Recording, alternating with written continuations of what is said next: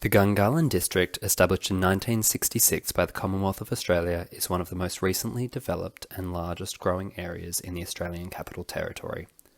It is the most northern of the 18 districts within the Canberra Basin. Gungahlin was originally called Ginninderra Creek, named after the major waterway coming from the New South Wales border. In the local Ngunnawal language, Ginninderri is said to mean sparkling, throwing out little rays of light, possibly in reference to this waterway. Gungahlin itself is an Aboriginal word that means little rocky hill, possibly for Percival Hill, which rises 662 metres in the district. The Gungahlin District is made up of 18 suburbs, a number of which are still in early stages of planning and development towards the north. Gungahlin was first inhabited by the traditional custodians of the land, the Ngunnawal people, and European settlement first occurred in the early to mid-1800s. The Aboriginal people in Gungahlin belong to the Ngarigo, Walgal and Walgalu language groups spoken throughout the Australian Alps. The Ngunnawal people found an abundance of resources in the Gungahlin area where the wetlands sustain natural life. The surrounding area holds a wealth of evidence of Aboriginal use from proofs of gatherings to Aboriginal artwork. Gungahlin today is a very diverse, multicultural community with 43.9% of people having both parents born overseas, creating a rich combination of cultures. The population in the 2016 census was 71,142, despite having just 381 residents in 1991, and is expected to reach over 100,000 people by 2028, an increase of over 40% in under a decade. The growth is being accounted for by the Gungahlin Town Centre planning refresh, that focuses on maintaining social and economic activity and sustainability. The district of Gungahlin is distinguished by its residential and industrial suburbs that are integrated between undeveloped pastoral leases and identified nature reserves that surround the town centre. The suburban areas vary between medium to high density residential living, dependent on the proximity of that area to the town centre or a similar social and economic hub. The high-density living is concentrated around access to public transport routes. The Gungahlin district is surrounded by hills with the Brindabella mountain range and Black Mountain observable from most residential areas. A number of waterways, lakes and ponds, most notably Yerrabee Pond, hydrate the land, with some of these waterways man-made, which is quite common in the ACT's urban planning. There are a number of large nature reserves such as Mulungari grasslands, and some of these are protected under the ACT Heritage Act 2004, for cultural significance having been identified as traditional Aboriginal sites, such as Mulligan's Flat, which forms part of the New South Wales border. These reserves protect much of the flora and fauna found in the ACT, such as the yellow box-red gum, the golden sun moth, and acts as a site for woodland research. The Mulligan's Flat Reserve has been able to reintroduce 3 species that were otherwise locally extinct for over 60 years. The eastern bettong, eastern quoll, and the bushstone curlew. The extensive bushlands and reserves do present a problem for bushfires due to the somewhat arid climate and rising temperatures during the summer months. Gungahlin, like much of Canberra, was a planned district, meaning that the urban structures, roads, and residential areas are designed to anticipate population and infrastructure growth. The economic sustainability and performance of the Gungahlin district trickles off much of the growth of Canberran industries, particularly universities and international education, population growth, the public service, and tourism. Data from the 2016 census indicates the public service in Canberra is one of the highest employers, at 30.2%. In addition, 68.9% of people in Gungahlin have post-school qualifications, resulting in an unemployment rate of 4.4%, noting the industry specialty. The development of the first tram line in Canberra from Gungahlin to the Central Business District also improved accessibility to the local economy and to important social aspects of the region. The tram line runs directly along Flemington Road, which offers numerous high-density residential buildings serviced by the tram, but that also offer affordable housing for the international students drawn to Canberra. Establishing a strong infrastructure and economic base allows for societal values and opportunities to flourish, for example, education, sporting, restaurants, and other social interactions. As the city model in Gungahlin was planned, it guaranteed accessibility to localised hubs, where social integration could grow. There is a strong sense of community as shown through the prominence in social values and avenues to support and encourage this. Approximately 13% of businesses recorded in 2018 blended economic and social benefit, including retail, food services, education and training, arts, and recreational services. And this does not include measuring the social interactions gained from not-for-profit, volunteer, or community-based groups that were observed in the district. Newly developed public transport also increases the likelihood of spatial congregation, whereby informal and unforced social interactions between people result in shared ideas and cultural similarities, simply by proximity. The simple idea of coexistence works towards establishing shared values and a social and cultural sustainability. The Gungahlin District community as a whole is cohesive and interacts well on a number of sustainability issues. Mapping procedures in the region show the prevalence of hubs or hotspots for the type of activity that focuses social, economic, cultural, and ecological sustainability. Gungahlin is not without its issues, however, with a gravitation towards social and economic sustainability, which is not uncommon for a rapidly growing area. There is an imbalance of ecological and cultural sustainability focus, and these issues could be better integrated into the community framework by noting their use and importance, possibly by measuring attendance and visits. It is important to note that the current dynamic and balance of social and economic sustainability is as a result of growth and development, which is not guaranteed long term. A range of sustainability issues to consider in this district include negligence of cultural integration and sustainability, reliance on urban development for jobs and economic growth, impact on or the loss of biodiversity as a result of continued urban development, increasing weather phenomena, heat waves and bushfires, isolating sites of cultural significance, or the oversupply of residential infrastructure.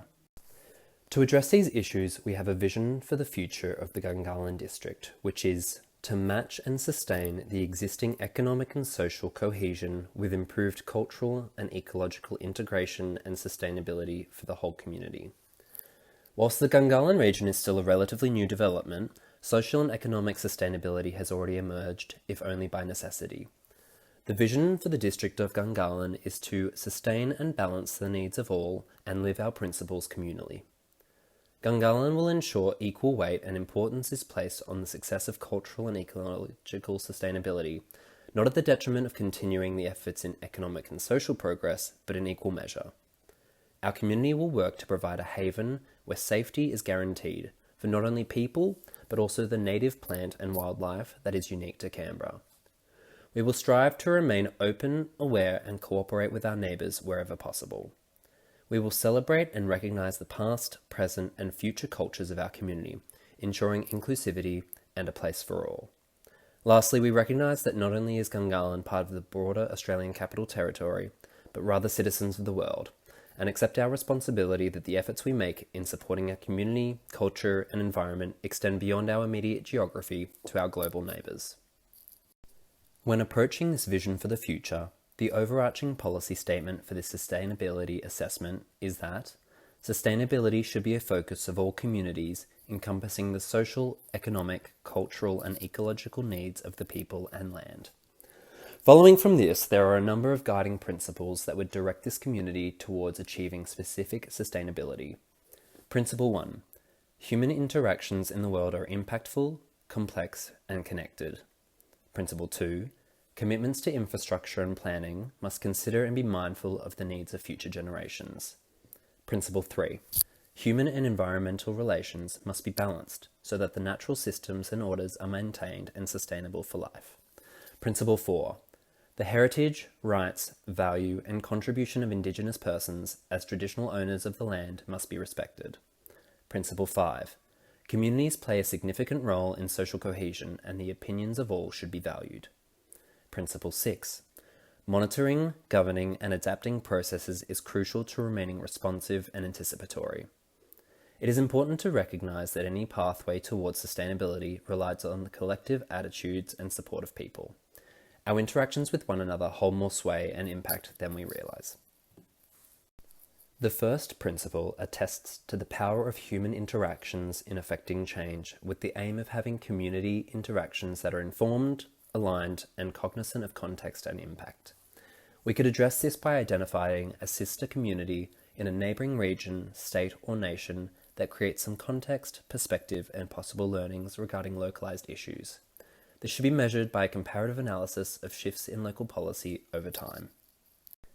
Principle 2 considers the large rise in development and infrastructure in the Gungahlin District and how this may impact future generations with the burden of urban sprawl, oversupply of residential accommodation, or the cost of congestion. Our goal is to ensure the future is sustainable and supportive for the next generation.